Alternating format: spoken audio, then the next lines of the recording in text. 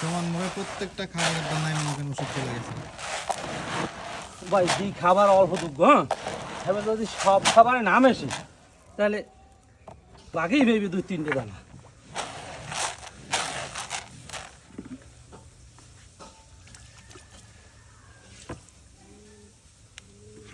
বেলু এরকম বাড়ি যাইয়া, হ্যাঁ এই তোর কাম থাকলে তুই কাম এই আমি খাওয়াই খুঁজবি কাইল পড়বে 30 টিয়া দেহ তো নাই, দেখছো আমার মরে কেমন তারা। মোর যা মরছা তুই দেখলে সিটতেরাই করবি, এতদিন স্টক করে মারা যায়, তুই খাওয়া যা করবি।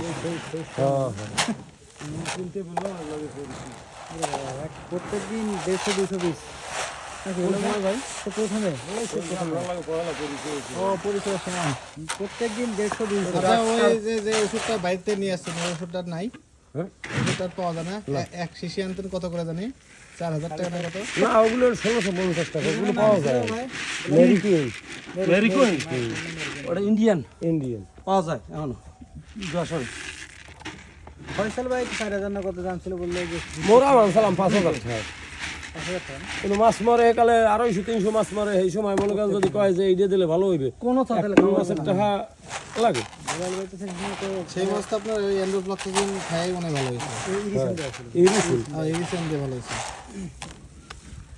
তারপরে আর এই লইলে শেষ সময় ওই আইসি খাও আর ওই আমাদের তো সে লোক তো মানে খামার দেওয়ার মতো খাবার দেবে না, 5-6 দিন ঔষধ দেয়, এরপর মাছ মরা কমে না, ডাক্তার বান্ধে ধুয়ে পিড়াইলেও বাকি।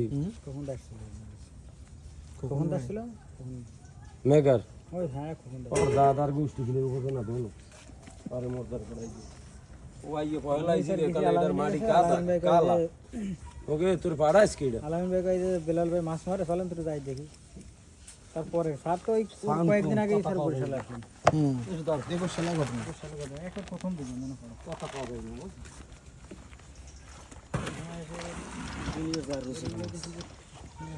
পানি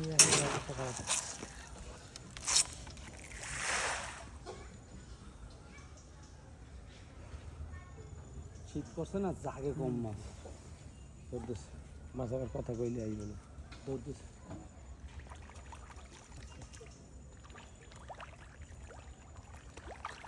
ওষুধটা মেশানোর পরে আরেকটু ওয়েট করলে মনে ভালো হতো। 10 মিনিট ও এই জন্য তাড়াতাড়ি করলেন। কয় হাজার জানি মাছ বলছিলেন ভাই জায়গায়? এটা সর্বনিম্ন আসপাবারের কাছাকাছি। শুধু পাঙ্গাস অন্য মাছ আছে? কোনো মাছ নেই। না শুধু পাঙ্গাস, এক পাঙ্গাস।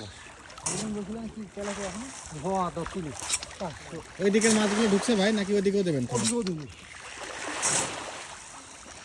ওদিকেও দিন নাইলে ওদিক ঘুমান ওর মোরা পাইবে না আমাদের।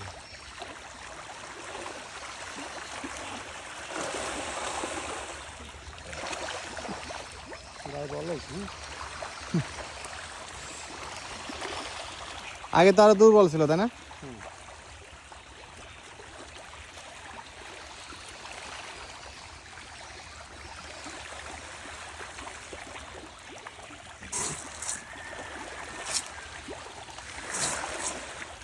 মোর তো স্থির শুরু করলাম